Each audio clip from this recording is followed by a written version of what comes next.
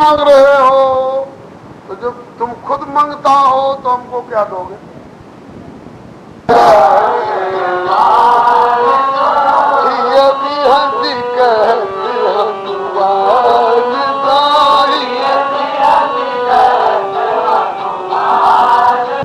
किससे है?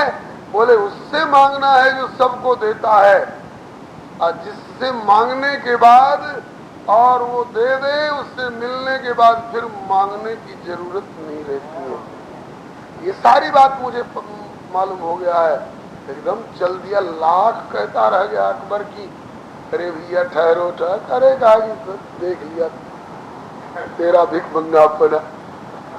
और जंगल में जाकर के अपने घर से कुछ ही दूरी पर जो रह गया था, एक पेड़ के नीचे प्रभु से सच्चे हृदय तो रो करके कहा, प्रभु मैंने सुना है कि तुम दुनिया भर के मालिक हो और गरीबों के निवाज हो, दया करो, मैं इस समय बहुत कष्ट में हूं। मांगा और मिल गया। कैसे मिला उधर विस्तार में नहीं जाएंगे। 2 मिनट में सुन लीजिए। उसने कुछ एक कंकड़ उठा करके कुरेदना शुरू कर दिया और वहां एक धातु पात्र निकल आया जो ढक्कनदार था। ढक्कन हटाया तो उसमें जवाहरात भरे हुए थे। खोद करके निकाला तो उससे चले नहीं घर तक। आज मालिक तुमने बहुत दे दिया, मैं इसको उठाने लायक नहीं हूं, इतना मुझसे उठेगा ही नहीं।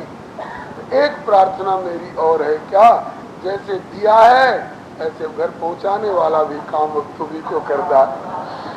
ढक्कन दर के और फिर मिट्टी से ढक करके और चला आया। विश्वास हो गया, मांगने पर दे दिया तो प्रार्थना करने पर घर तक पहुंचा भी देगा। तो मालिक है सर्व समर्पित। जाकर घर जाकर अपनी घरवाली से बताने लगा, सारी घटना बताई। घरवाली सोच रही थी करे वहां तक जाके खाली हाथ, अरे नहीं खाली हाथ नहीं, मैंने मांगा और परमात्मा ने दे दिया। यहाँ तो खाली हाथ आए हो, बाकी इतना दे दिया कि हमसे चला नहीं, तो फिर मैं वही छोड़ आया हूँ, कह आया हूँ कि पहुंचा दे, तो पहुंचा भी देगा। और कहाँ पर ये कितनी दूरी पर? अरे वो जो कांच है ना, पेड़ बताया रास्ते के सहारे, बस उसके जड़ के पास में चोर सुन रहे थे उनकी बातों को, रात्रि का समय। तो उनने कहा कि यार तो दाने दाने को मोहताज, घर में कुछ है नहीं, यहाँ क्या मिलेगा चोरी करने में? तो चलो जहाँ बता रहा है ना पूरा हुलिया, ये पूछती गई और ये बताता गया। वही गए, जो मिट्टी हटाई पेड़ के जड़ के पास से, तो ढक्कनदार पात्र तो निकला, लेकिन कहीं से आकर के उसमें एक सर्प घुस गया था। तो जो सर्प ने यूं किया, झट उनने ढक्कन लगा करके और फिर उसको बंद किया। कपड़े से मुंह बांधो। उसने हम लोगों को जान मारने के लिए भेजा था। मालूम होता है कि उसको पता लग गया होगा कि चोर सुन रहे हैं। बस उसको बांध बूंद करके और कहा कि ये खतरा उसी पर ले चल के पटको। तो पूरा बर्तन लाके छप्पर पर चढ़ गए सब चोर सब, और चांदनी रात थी और ढकेल दिया आंगन में। तो आंगन में आते ही खुल गया और मुहरे और जवाहरात सब बिखरे आंगन में। चांदनी रात थी, आंगन चमचमा। हरे कहा कि देखो मालिक ने पहुंचा दिया। बोलो भक्तवत्सल। तो ये बात इस पर ध्यान में आई कि काठ की ओट से काठ बचे नहीं, आगी लगे तो दो को जा रहे, चूहे की ओट से चूहा बचे नहीं, बिल्ली करे तब दो को मारे, सियार की ओट से सियार बचे नहीं, सिंह परे तब दो को फारे, ऐसे ही किसी और की ओट न जीव बचे, प्रभु ओट बचे यह वेद पुकारे। अकबर की ओट से उस किसान ने अपना भला नहीं समझा। इसी तरह से संसार के बड़े से बड़े व्यक्ति की आशा हमें नहीं करनी है। अगर जगत ने हमको ठुकरा दिया तो सीधे जगदीश के दरवाजे पर चल के मत्था टेके। विभीषण ने निश्चय कर लिया कि अब मुझे भगवान के चरणों में जाना है। जब रावण ने चरण प्रहार किया तो विभीषण विभीषण फिर भी अनुज पे गए पद बारह बार बार फिर भी चरण पकड़ करके बोले, आप मेरे पिता तुल्य हो, बड़े भाई पिता तुल्य आदरणीय होते हैं। तुम पितु सरिस भले ही मोहि मारा, लेकिन राम भजे हितनाथ तुम्हारा। आपके हित की बात कहूंगा, मैं आपके भय से और प्रलोभन में पड़ करके गलत बात का समर्थन नहीं करूंगा। अब मैं जा रहा हूं, और अकेले नहीं, विभीषण के समर्थक भी कुछ थे। अल्पमत जरूर था इनका, लेकिन विभीषण के समर्थक भी थे। सचिव संग ले नभपथ गयो, 4 मंत्री भी इनके साथ चले हैं, 4 मंत्री। तो सचिव संग ले नभपथ गयो, श्री रामचरितमानस में सीधे प्रभु के पास आ गए विभीषण। लेकिन गोस्वामी जी ने गीतावली वाले कल्प में वर्णन किया है कि माँ के पास गए, माँ के चरणों में प्रणाम करके कहा कि माँ भैया ने मुझे लात मारकर निकाल दिया। माँ कहती है, कहा भयो तात लात मारो बड़ो भाई, बड़ा भाई है क्या बिगड़ गया। कहा कि केवल लाते नहीं मारा है, कहा कि निकल जा। और इतना जिद्दी है कि अब जो कह दिया है कि निकल जा तो रहने नहीं देगा, तो अब बता क्या करूं। ताकि इतनी तक बात जब आ गई है तो जा। कहां जाने की सोच रहा है? कहा कि मैं तो प्रभु श्री राम के चरणों में जाने की सोच रहा हूं। मां ने समर्थन कर दिया, मातु पग शीश नाई हर की आशीष पाए, शीश नाए और आशीष पाए और चल पड़े। और वहां से चलने के बाद यद्यपि समुद्र का किनारा उस पार से इस पार आए तो उस पार लंका, इस पार प्रभु का डेरा। प्रभु ही पहले मिलते, लेकिन प्रभु से बच करके सुमेरु पर्वत पर पहुंचे।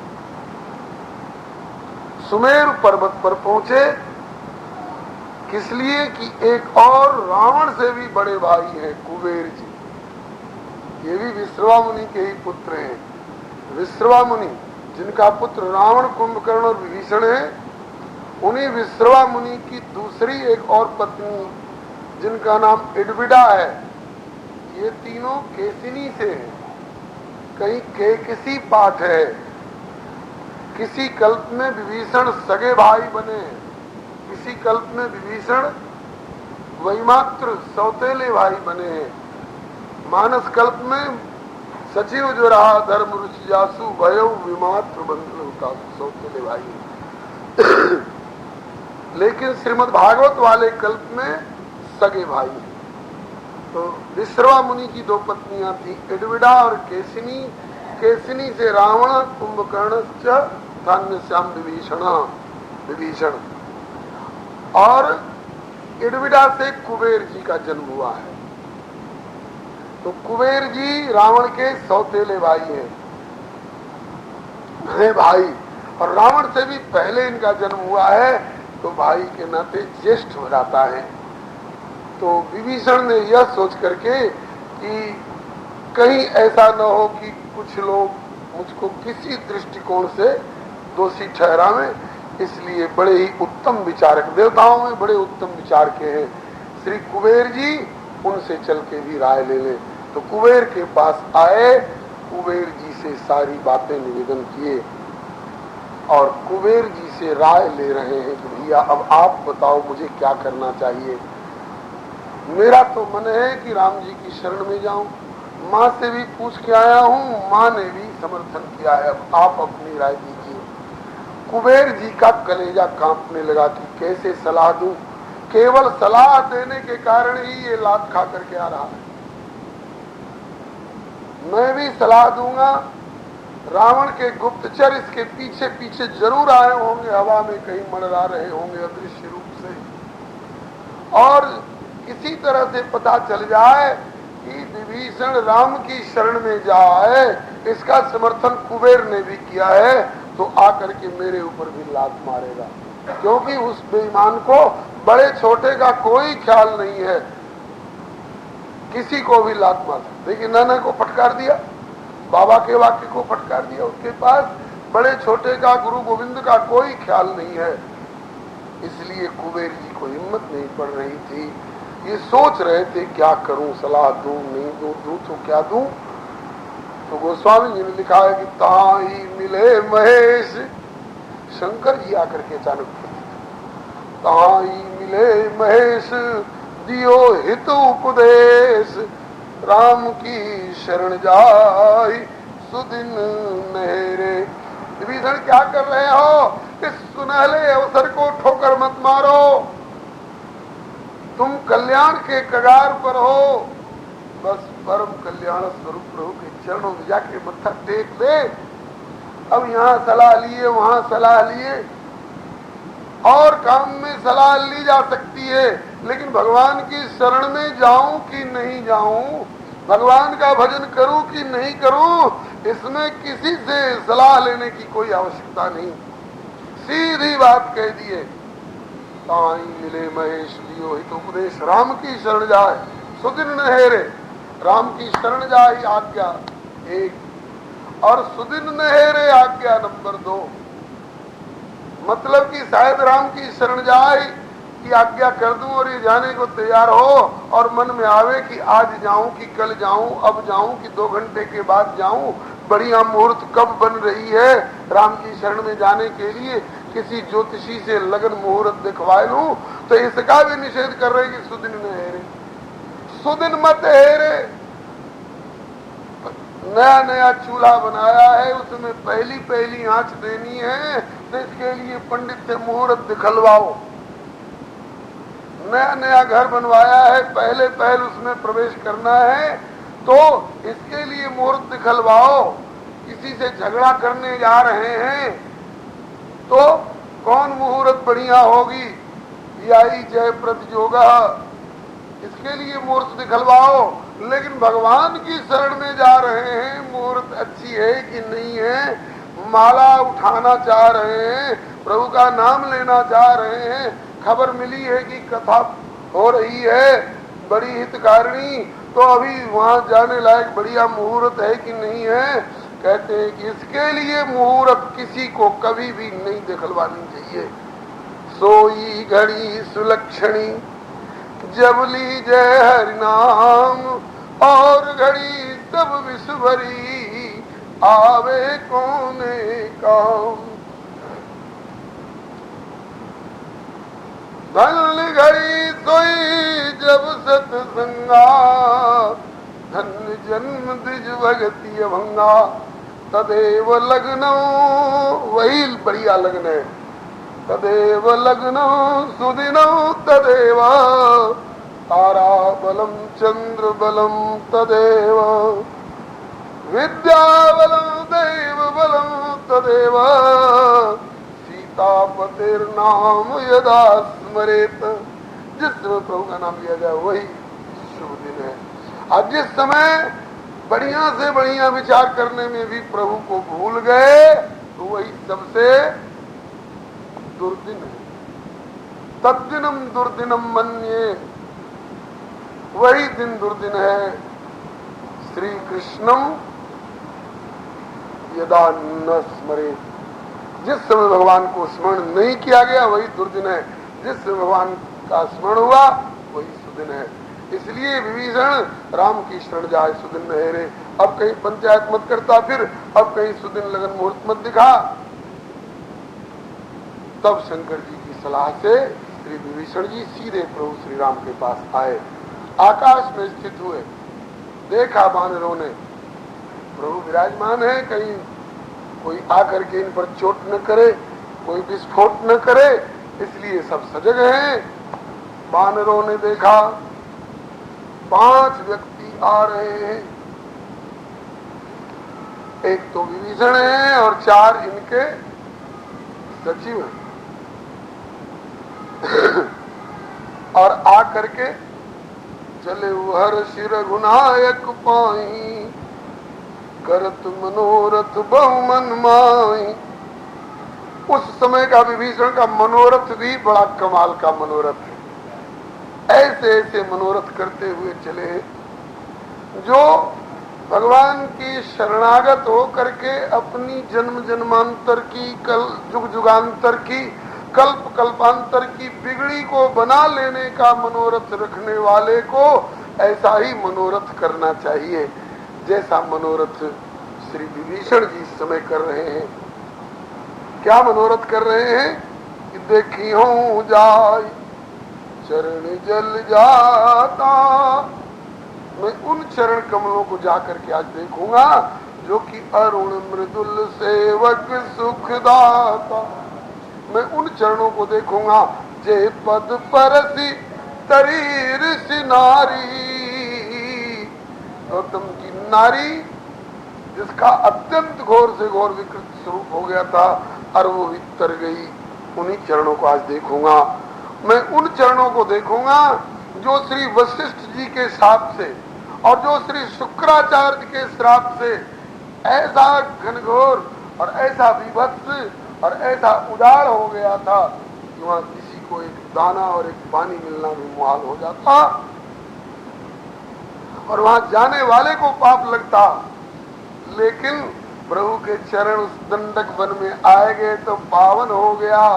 इसलिए मैं उन चरणों को देखूंगा जो कि दंडक कानन पावन कारी। मैं उन चरणों को देखूंगा जे पद जनक सुता उरलाए, जो कि कपट कुरंग संग धरुधाए। मैं उन चरणों को देखूंगा हर उर सर शंकर जी के हृदय रूपी सरोवर में सरोज कमल के समान खिले हुए रहते हैं निरंतर। हर उर सर सरोज पद जेई, अहो भाग्य में देखी हूं ते। अब तक प्रभु ने जिन जिन लाचार लोगों की लाचारी दूर करी है, जिन जिन अपावन लोगों को पावन किया है इन्हीं चरणों के और चरण रज के सहारे, उनको भी स्मरण कर रहे हैं। और लाचारी में ब्रह्मचारी बनने वाले नहीं की स्वेच्छा से समर्थ होते हुए भी जो इन चरणों को भजते हैं उन शंकर जी को इससे ऐसा कोई न समझ ले कि जो संसार से ठुकराए हुए दलित पतित गलित लोग ही इनका आश्रय लेते हो। नहीं साहब, शंकर जी विश्वनाथ कहलाते हैं, लेकिन वे भी जिन चरणों को अपने हृदय में धारण किए रहते हैं उन चरणों को आज देखूंगा। और मैं उन चरणों को देखूंगा जिन पायन की पादुकनी भरत रे मन लाय, ते पद आज दिलो की हो इन नैनन अब जाए। उन चरणारविंदों को देखूंगा, उन जिन चरणारविंद की चरण पादुका को भरत जी सिंहासन पर पधरा करके उसमें मन और प्राण लगाए हुए रहते हैं। गीतावली में तो और भी इनके मनोरथों की झड़ी लगाई है। पद पद्म गरीब के पद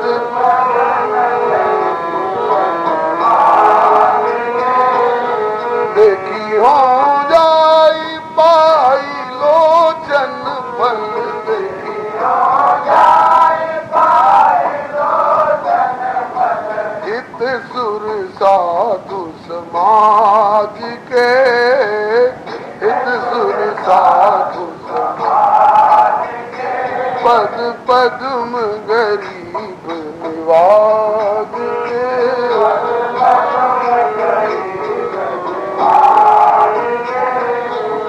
गई बहोर और निर्वाण, गई बहोर साजक बिगड़े साज के, साजक पद पद्म गरीब निवाज के।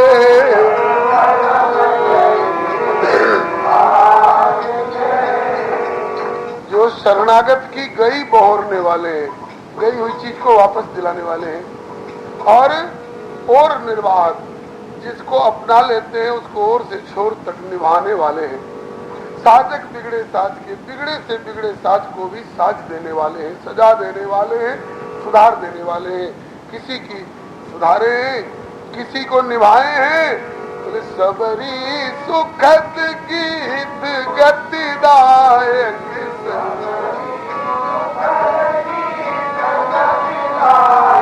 और समन शोक कबीराज के, समन शोक कबीराज पद पद्म गिरिवाज के, पद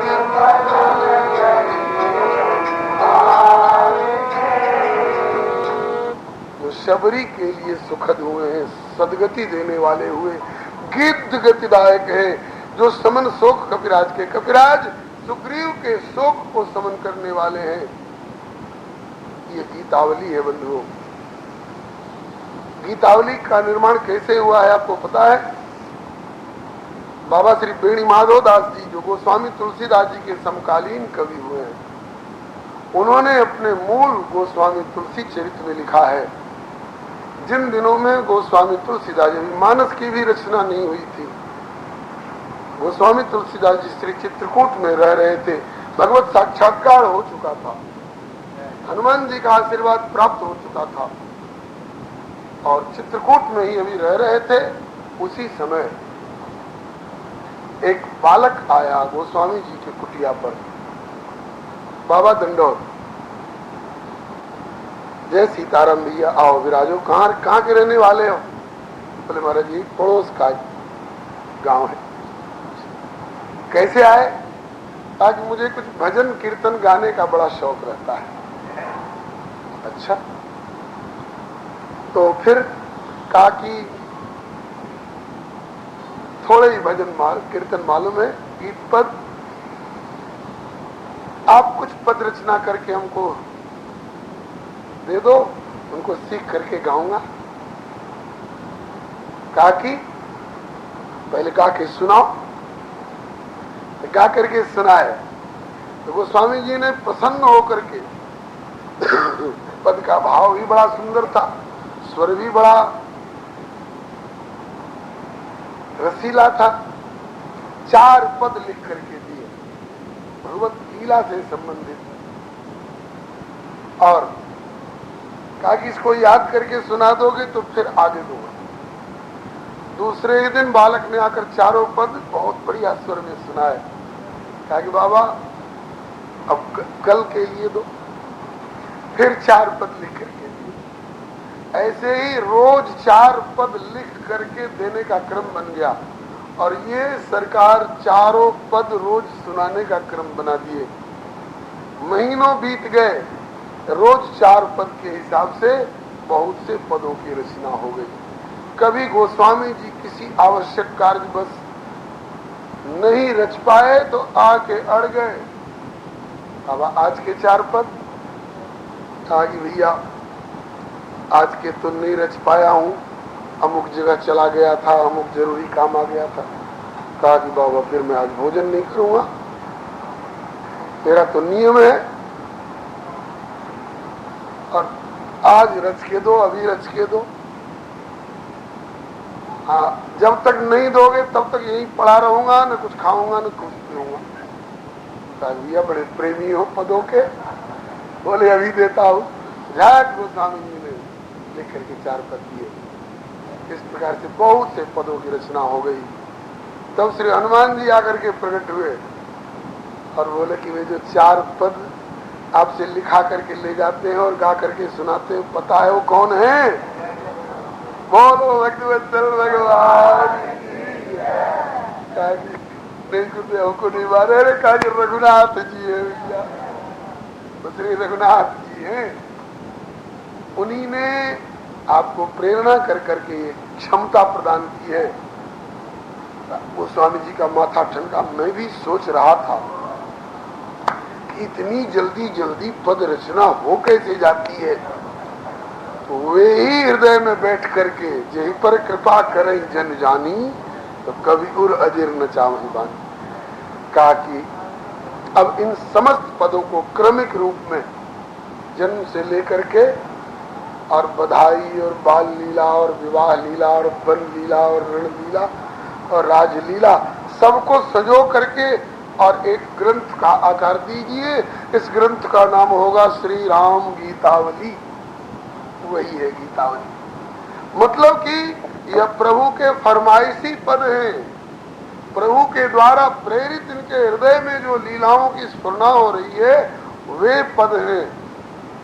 गोस्वामी जी का हृदय है। और श्री राम जी की, एक संत ने तो लिखा है कि गीतावली श्री राम जी की प्रिया है। गीतावली घर में जरूर रखिए। मानस तो है ही घर घर में, गीतावली घर में जरूर रखिए। और विनय पत्रिका भी घर में जरूर रखिए, क्योंकि गीतावली और रामायण पढ़ने लग जाइएगा तो हो सकता है कलयुग महोदय कुछ विक्षेप ला करके उपस्थित करे।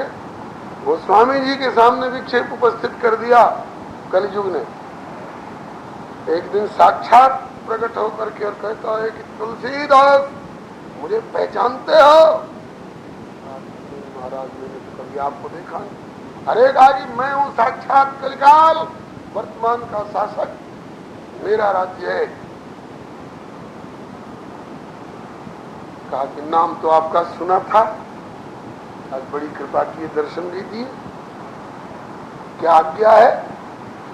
कहा कि मेरे राज्य में रह करके और मेरी खिलाफत, तुम्हारी ये हिम्मत? बोले हमने आपकी क्या खिलाफत करी है? कहा कि रामचरित मानस लिख करके दुनिया भर में प्रचार कर रहे हैं और मेरी धज्जी धज्जी उड़ाने पर तुले हुए। कहा कि वो तो हनुमान जी की आज्ञा से हुआ है। कहा कि मेरे शासन काल में टांग अड़ाने का, दखल देने का किसी को कोई हक नहीं है। मानस के पन्नों को फाड़ फाड़ करके फेंक दो गंगा में, नहीं तो मैं तेरी धज्जी धज्जी उड़ा दूंगा। दांत पीसते हुए, तलवार चमकाते हुए कलयुग भाग गया वहां।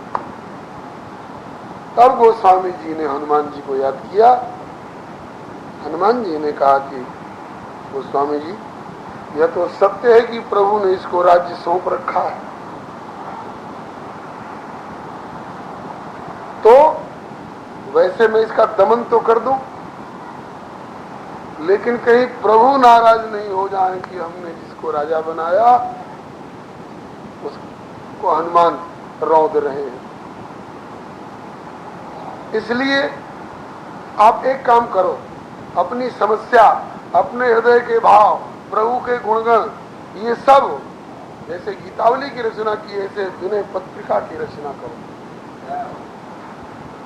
और सारी जो विनय पत्रिका की पदावली मैं स्वयं लेकर के जीवाचार्य श्री लखनलाल जी के कर कमलों में अर्पण करूंगा। लखनलाल जी, भरतलाल जी और श्री किशोरी जी, इन सब से मैं राय कर चुका हूं। तो आप मुझको दीजिए विनय पत्रिका लिख करके, मैं श्री लखनलाल जी को दूंगा और श्री लखनलाल जी प्रभु के दरबार में पेश करेंगे और प्रभु सबसे राय कर लेंगे, भरत जी से और शत्रुघ्न जी से और श्री किशोरी जी से। और सबों ने कह दिया है कि हम लोग सिफारिश करके, जोर लगा करके और प्रभु से उस पर दस्तखत करा देंगे। जब प्रभु इस पत्रिका पर दस्तखत कर देंगे तब कलयुग की दाल नहीं गलेगी तुलसीदास पर और तुलसीदास के इन काव्य ग्रंथों के ऊपर। तब गोस्वामी जी ने विनय पत्रिका लिखी और अंत में लिखा है कि परी रघुनाथ हाथ सही है, मारुति मन रुचि भरत की लखन कही है। लखनलाल जी ने पेशकार बने हैं, वहां पर श्री लखनलाल जी पेशकारी की है। ग्वालियर वाले बाबा सरकार कहा करते हैं कि मानस पर दस्तखत किया है श्री शंकर जी ने सत्यम शिवम सुंदरम लिख करके, और विनय पत्रिका पर दस्तखत किया है स्वयं श्री रघुनाथ जी ने। दोनों स्वीकृत ग्रंथ हैं। 11 पद रोज विनय पत्रिका के अकेले में ठाकुर जी से अपने मन का तार मिला करके, कैसे, जैसे ट्रंक कॉल करते समय डायल पर, रिसीवर पर पीपी को बुला लेते। पीपी माने पर्टिकुलर पर्सन, वह विशिष्ट व्यक्ति जिससे हम बात करना चाहते हैं। हेलो, कौन बोल रहे हैं? बोले मैं बोल रहा हूँ। जरा फलाने को बुला दीजिए, उनसे बात करनी है। हेलो, कौन बोल रहे हैं? बोले हाँ मैं आ गया हूँ, मैं खुद बोल रहा हूँ। ऐसे ही अपने मन के डायल को घुमा घुमा करके अपने मन के स्विच को प्रभु से मिला लीजिए, और पीपी बन करके जब प्रभु उस मन के रिसीवर पर आ जाए, और उस समय रोज 11 पद क्रमिक रूप में विनय पत्रिका के सुनाइए ठाकुर जी को, तो एक आवृत्ति विनय पत्रिका की पूरी होते होते जागृत में ठाकुर जी कहेंगे कि भैया तुम मेरे हो, क्यों चिंता कर रहे हो। कदाचित हमारी किसी कसर के कारण जागृत में नहीं तो स्वप्न में तो अवश्य कहेंगे, और हमारी जो समस्या होगी उसको समाधान करेंगे। ग्वालियर वाले बाबा सिद्ध संत है, श्री श्री अनंत श्री संपन्न पूज्य चरण बाबा श्री रामदास जी महाराज करह वाले, उनकी ये सलाह है। कई व्यक्तियों को ऐसी कोई बात आती है उनके जीवन में, आध्यात्मिक जीवन में, तो आते हैं, कहते हैं महाराज ये समस्या है, ये समस्या है, कैसे हल होगी। हमरे राम बाबा की याद करके विनय पत्रिका की सलाह देते हैं। 11 पद रोज विनय पत्रिका की सुना दिया करो, तो सुनाते हैं। कई लोग आकर के कहें महाराज मेरी समस्या हल हो गई। कुछ लोग कहते हैं महाराज पाठ करते हुए हो तो गए कुछ दिन, लेकिन हाँ लाभ तो है, लेकिन जैसा लाभ हम चाहते थे वैसा नहीं हुआ। तो कहा कि लाइन पर बीपी अभी नहीं आया होगा, किसी और से आपने कहा होगा। प्रभु से मन मिला करके अकेले में विनय पत्रिका आप सुनाइए, आपकी समस्या अवश्य होगी। ये थोड़ा प्रसंग से किनारे होकर के ये बात कह दी, प्रेरणा हुई उस मालिक की, कह दी, लेकिन है बड़ी काम की चीज। ये प्रभु के फरमाइशी पद हैं, गोस्वामी जी का हृदय है और प्रभु को पसंद है। सबरी सुखद गीत गतिदायक,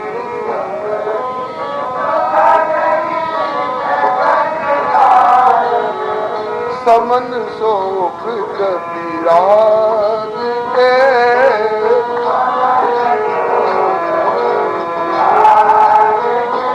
पद पद्म गरीब निवाज के,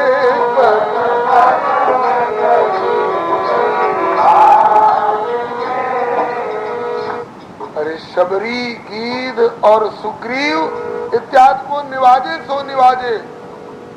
हमारे लिए भी उनके अलावे अब कोई ठिकाना है थोड़े। नाही न मोही और कतहु कछु, नाही न मोही और कतहु कछु, मेरे लिए भी उनके अलावे और कहीं ठिकाना नहीं है। कैसे? जैसे काग जहाज के, जैसे सीतापति रघुनाथ जो तुम लगी मेरी दौर, जैसे काग जहाज को कोई सूझे और न ठोर। ये ऊपर उड़ने वाला जहाज नहीं जी, पानी का जहाज, जो कल शाम को बंदरगाह पर किनारे खड़ा था। शाम होते ही उसको किसी का छप्पर समझकर एक कौवा आगे बैठ गया उसके मस्तूल पर, और आधे घंटे के बाद हो गया अंधेरा।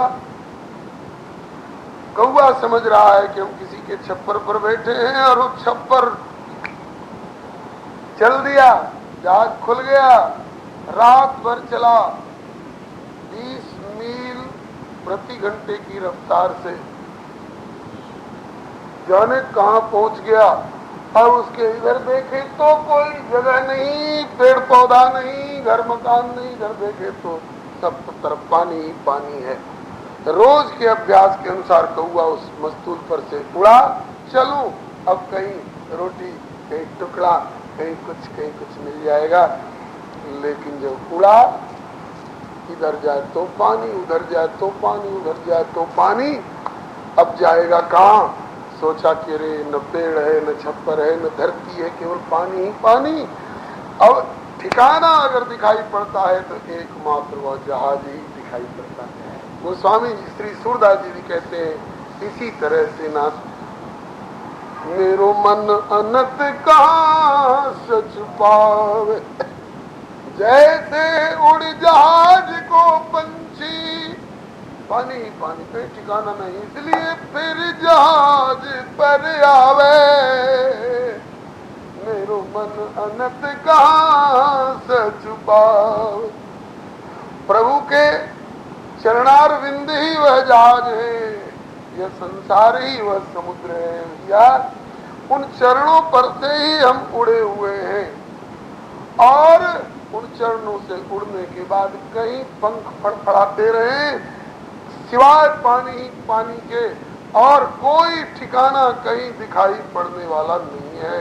इसलिए तसल्ली तभी मिलेगी कि जिस चरण रूपी जहाज पर से हम उड़े हैं, उसी चरणारविंद रूपी जहाज पर फिर आकर के हम बैठे। यही बात सीतापति रघुनाथ जू तुम लगी मेरी डोर, जैसे काग जहाज को सूझत और न डोर। बोलिए भगवत्सल भगवान की जय। श्याम जी आप एक बार कमरे पर जाइए, कुछ अतिथि आए हैं, देखिए उनको स्नान वगैरह की सुविधा करिए। श्री राम जय राम जय जय राम,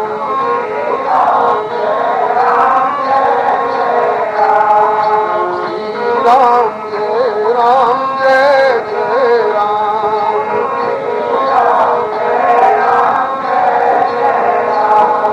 श्री सीताराम नाम महाराज की जय।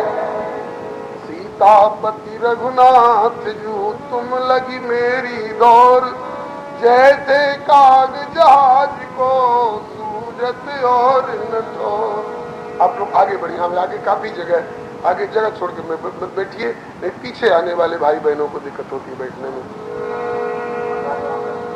जैसे काग जहाज को सूझत और न ठोर, ऐसे ही श्री विभीषण जी कह रहे हैं नाहिन मोहि और कतहु कछु नाहि,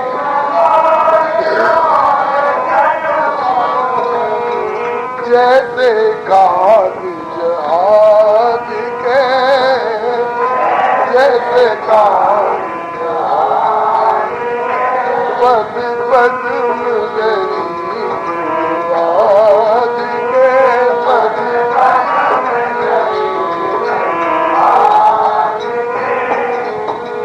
आयो शरण सुखद पद पंकज, आयो शरण आयो शरण सुखद पद पंकज, आयो शरण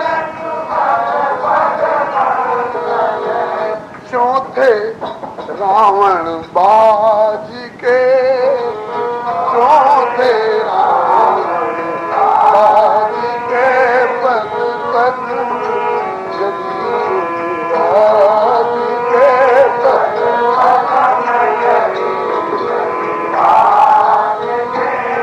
पद पदुम गरीबाज के पद पदुम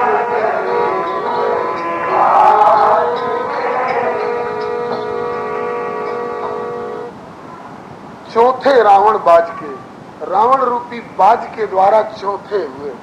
चौथे माने नोचे हुए, छोटे हुए। कोई गरीब पक्षी को, जैसे बाज ने किसी पक्षी को पकड़ लिया और जाग तो नोच डाले और फिर खा ले, किसी तरह से उसे छोट करके वो सोच रहा है कोई ऐसे समर्थ मिल जाते जिनकी शरण में जाता और मुझे बचा लिया जाता। एक बार अग्निदेव और इंद्र दोनों मिलकर के शिवी राजा की परीक्षा लेने गए थे। अग्नि बन गए कबूतर और इंद्र बन गए बाज। एक बार झपट्टा मार करके थोड़ा खरोच लगा दिया और इसके बाद कबूतर आया शिवी राजा के पास में, कहा महाराज मुझे बचाओ। महाराज कबूतर ने कहा कि महाराज मुझे बचाओ। कहा कि अब डरो मत, तुम बच गए, मेरी शरण में आ गए, तुम बच गए। बाज ने आकर के दावा कर दिया मेरी खुराक है, उसको बचाओगे तो मुझे भूखे मारोगे, तो मैं भी शरण में आया हूं, मुझे भी बचाओ, मैं भूखे मर रहा हूं, मुझे भी बचाओ। कहा कि दोनों को बचाऊंगा। तो कहा कि मेरी खुराक है मांस, मांस दो। कहा कि दूंगा। किसका मांस? एक को बचाने के लिए किसी दूसरे की हत्या करके मांस दूंगा? बोले नहीं, अपना मांस दूंगा। कहा कि इतना भी कम नहीं होना चाहिए, उस कबूतर के बराबर तौल करके दो, जितना कबूतर का वजन है उतना बराबर तोल करके दो। कहा कि उतना ही दो। तराजू पर ऊपर बैठ गया बाज डंडी के नोक पर और एक पल्लड़े पर बिठा दिया कबूतर को। कहा कि एकदम बराबर हो जाएगा तब ले करके हिलूंगा। दूसरी तरफ अपने शरीर के मांस को काट काट कर धरते गए, लेकिन ये कोई मामूली कबूतरबाज तो थे नहीं, तो देवराज और अग्निदेव हैं। ऐसी माया कर दी कि वो पलड़ा उठे ही नहीं। कितना भी काट काट करके डालते गए, अंत में इन्होंने सोचा कि वो अपने को अब इतना भी बचाने की नीयत नहीं, सारा ही धर दो। बस उसी समय प्रकट हो गया, बस हद हो गई। आप सच्चे शरणागत हो, सच्चे शरणागत वत्सल हो। कहा कि शिवी दधीची, मानस में भी शिवी जी का नाम आया। शिवी दधीच हरिचंद नरेशा सहे धर्म हित कोटि कलेसा। आज विभीषण सोच रहे हैं कि रावण मेरे लिए बाज बन गया, मैं रावण के लिए कबूतर बन गया। एक झपट्टा से कुछ नोचा तो जरूर है, लेकिन अब मैं कहां पहुंच रहा हूं? अब मैं शिवी के यहां पहुंच रहा हूं। नहीं नहीं, शिवी को भी उस कटे मांस और कटे शरीर की आपूर्ति करने वाले जो है सर्वेश्वर के यहां पहुंच रहा हूं। फिर शिवी का शरीर जो का त्यों प्रभु ने कर दिया। आज उस प्रभु के पास पहुंच रहा हूं। आयो शरण सुखद पद पंकज, आयो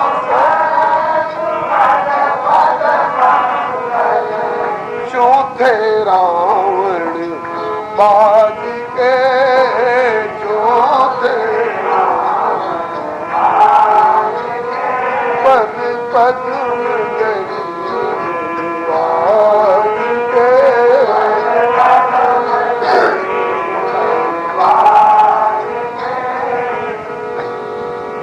कैसे हैं जिनकी शरण में मैं जा रहा हूं।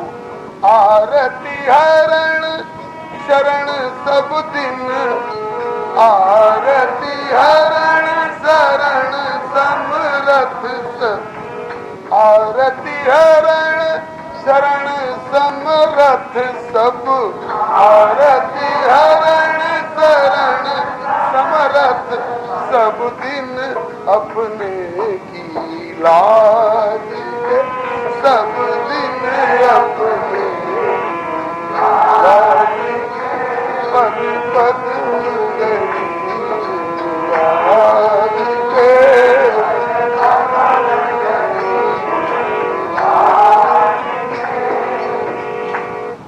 जो आरती हरण है, जो समर्थ है, शरण को, शरण में आए हुए को शरण देने में समर्थ है। जिसकी शरण में हम जा रहे हैं उसमें दो बात होनी चाहिए, वो दयालु एक नंबर का होना चाहिए और दयालु के साथ साथ दया करने की सामर्थ्य भी उसमें हो। नहीं तो दयालु और असमर्थस्य दुखा, यही वो दयालुता।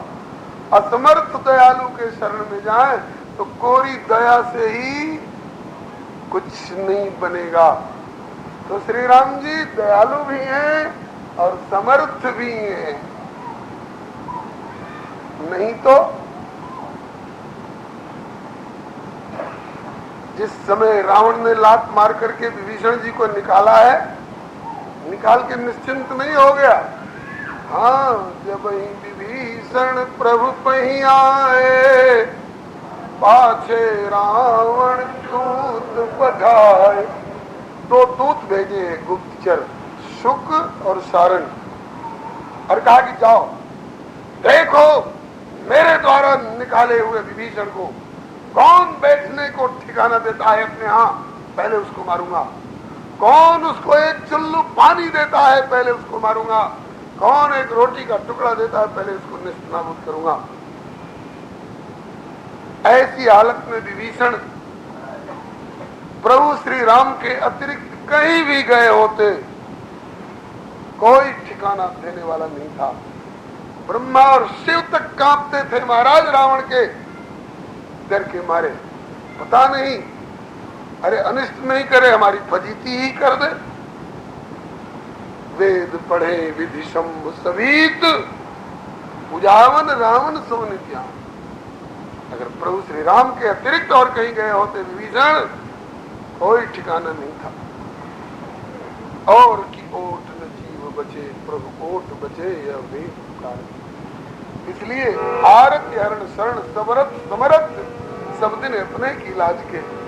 और इनके यहाँ क्या लेकर के जाएंगे तो ये प्रसन्न होंगे? रसगुल्ले की हड़िया लेकर के जाएंगे तब प्रसन्न होंगे कि हीरे और जवाहरों की डाली सजा करके जाएंगे तब प्रसन्न होंगे? बोले कुछ नहीं, तुलसी पाही पाही, केवल एक बार